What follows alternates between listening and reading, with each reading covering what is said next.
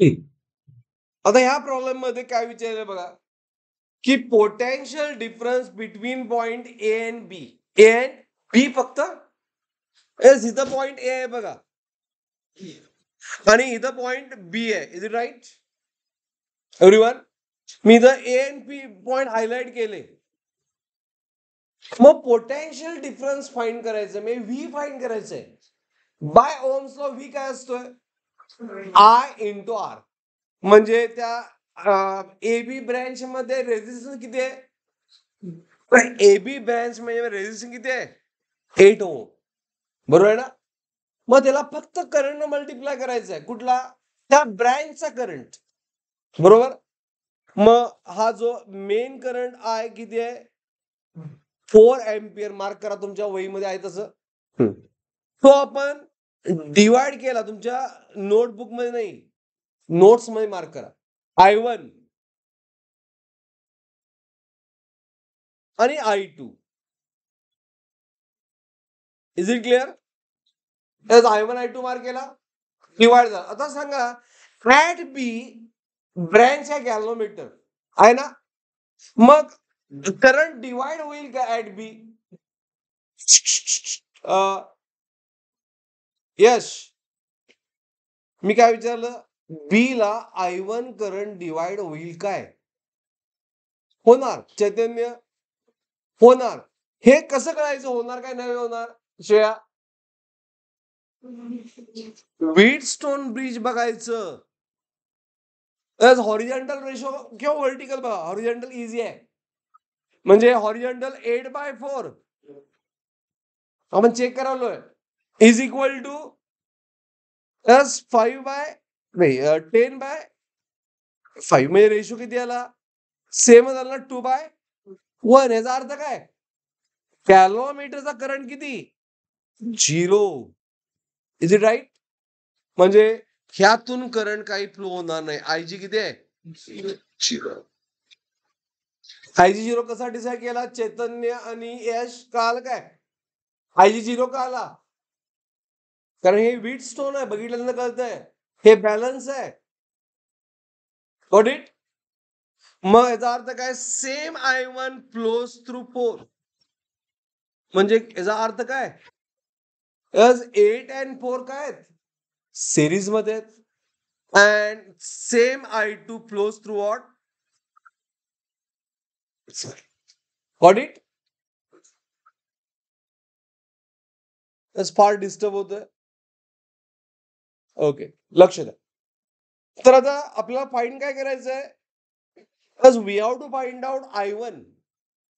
आणि मग त्यासाठी आपण डिस्ट्रीब्युशन ऑफ करंट केलं आणि आयजी 0 केलं. मग I1 फाइंड करायचं आहे.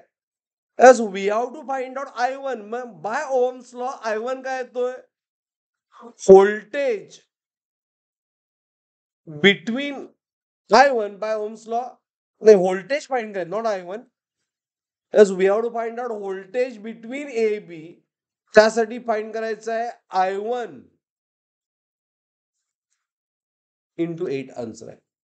I1 फाइंड करण्यासाठी आपल्याला फाइंड काय करायचं आहे? Voltage between AC divide by resistance RBC. त्यावर पहिल्यांदा फाइंड करा voltage between AC. Understood? Equivalent resistance find करायला पाहिजे. ओके, मग त्यासाठी काय दिलंय की बिटवीन, बघा मी डायरेक्टली फाइंड करतो. RBC, RABC म्हणतो. RABC काय आहे? ज्यातून करंट I1 फ्लो झालाय बघा. देर आर 2 रेझिस्टन्स 8 and 4 आणि त्यातून सेम करंट फ्लो झालाय. म्हणजे याचा अर्थ काय? It is in series. 8 and 4 how much? 12. Is it clear? I2 flow होतोय कुठल्या ब्रँच मधून? बोललो का रे? ADC मधून फ्लो होतोय. Is it right? आणि त्याचा रेझिस्टन्स किती येणार? मग सेम करंट 10 + 5 15. बरोबर आहे? आता हे दोन रेजिस्टन्स काय आहेत?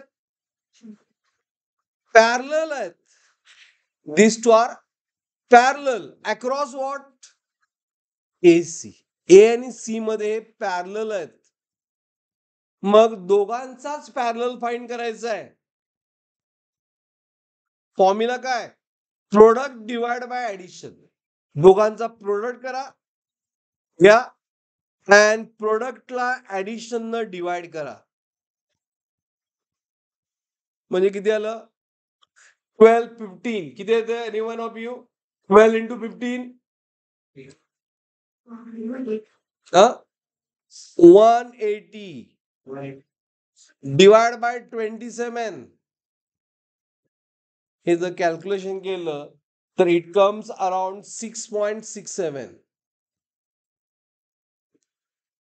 अंडरस्टूड? RAC का फाइंड केलं?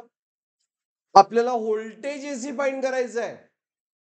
मग ओम्स लॉ जर मी अप्लाय केला बिटवीन ए अँड सी, जर Ohm by Ohm's law voltage AC काय असणार? Current I between AC mean current into resistance RAC. करंट किती आहे? 4 इंटू 6.67. त्यामुळे 2 पॉइंट मधलं व्होल्टेज किती आलं? ए अँड सी मधलं. ए अँड सी मधलं व्होल्टेज किती आलं? It is 4 into 6.67. किती? 26.68. Is it right? हा. आता मी सगळ्यात महत्व पहिल्यांदा फॉर्म्युला डिराईव्ह करूया. I1 फाइंड करायचं आहे. नाही, I1 शिवाय सोल्युशन मिळत नाही, बरोबर ना? I1 म्हणजे current in one parallel branch find करायचं आहे. How much it is? VAC upon RAC. VAC upon RAC नाही, RABC. Is it clear? Current find करण्यासाठी आपल्याला पहिल्यांदा फाइंड करावे रेजिस्टन्स ऑफ दॅट ब्रँच. म्हणजे काय बघा, डायरेक्टली फॉर्म्युला VAC फाइंड करायची गरज नव्हती. I into what? RAC divide by RAC total divide by RABC. हे कळालं का तुम्हाला एव्हरीवन? VAC आपण फाइंड केलं, नाही केलं झालं असतं. Okay, current into total resistance divide by branch resistance. Main current into total resistance divide by what? Branch resistance will give current division of I1. कळालं का सगळ्यांना? हा. मग I ची व्हॅल्यू किती आहे? 4. RAC किती आहे? 6.67. डिवाइड बाय RBC किती आहे? RABC 12. राईट? मग त्यामुळं किती आलं? 4/12 3. बरोबर ना? 4 1 चा 4 3. इट इज 2.22 म्हणतो मी. आणि हा करंट का फाइंड केला? बिकॉज आपल्याला व्होल्टेज अक्रॉस AB फाइंड करायचंय. AB मधून करंट I1 फ्लो करतोय आणि AB ब्रँचचा रेजिस्टन्स किती आहे? 8. So it is 2.22 into what? 8. किती आहे एक्झॅक्ट आन्सर? Exact comes 17.76. आणि त्यामुळं आन्सर काय आलं? ABचं अक्रॉक्सिमेटली 18 एम्पियर. 18 volt, not ampere. समजला प्रॉब्लेम सगळ्यांना? Everyone, is it clear? 18 volt is answer. Okay everyone?